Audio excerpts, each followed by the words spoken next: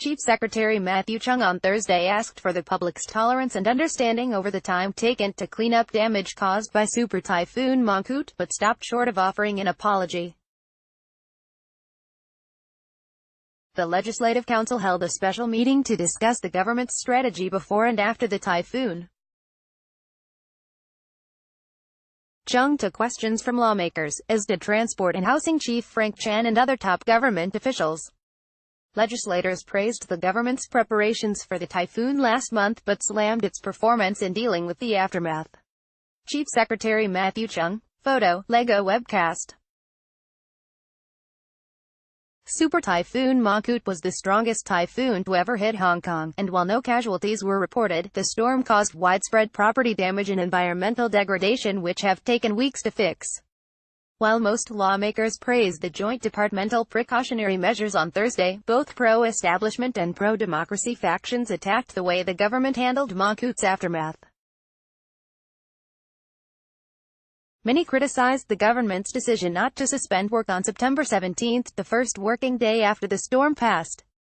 Did the government know about the road conditions after the typhoon on Monday morning, and if so, what was the basis for deciding that workers needed to go to work, asked lawmaker Gary Fan on Thursday. The government understands how the public feels concerning the chaotic transport situation after the storm. However, since most districts were functional, including the MTR, it was not an easy decision to call for a work suspension, Cheung replied, admitting that post-typhoon arrangements were not ideal. Frank Chan. Photo, Holmes Chan, HKFP. Cheung said the decision was not based on economic considerations, but due to the short interval between the lowering of the No. 8 signal and the start of the working day. On September 17, some public transit hubs fell into chaos as office workers struggled to get back to work. Cheung did not apologize when prompted, but said the government will humbly, openly and sincerely discuss ways to improve.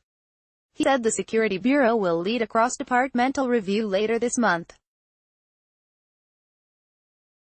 Lawmakers also raised the issue of workers' pay being docked, despite Chief Executive Carrie Lam's appeal to employers not to do so.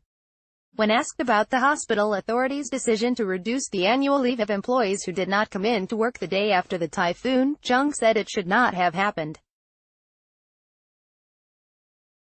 State of Disaster Bill. On Thursday, the Civic Party's Alvin Young and Jeremy Tam proposed a private member's bill, which would grant the chief executive authority to exempt employees from going to work in emergencies such as natural or man-made disasters.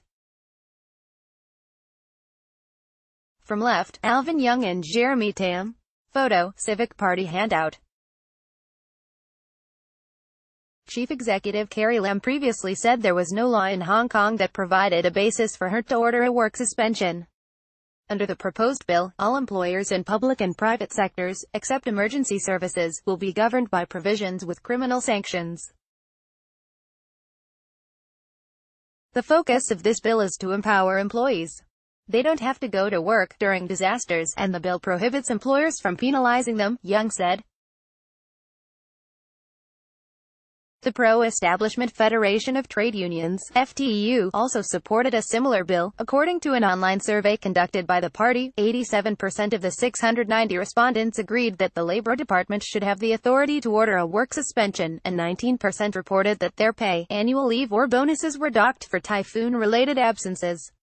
Protest by workers' rights groups held a rally outside the legislature on Thursday, demanding stronger labor protection and additional compensation to workers affected by Mangkhut.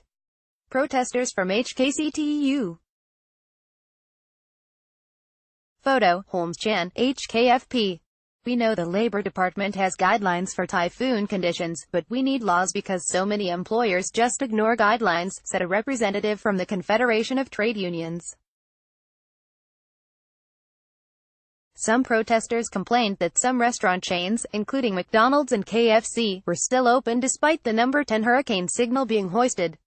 One worker in the food and catering industry said that she was unable to return home after her shift ended and was forced to stay at the restaurant overnight, unable to take care of her children at home.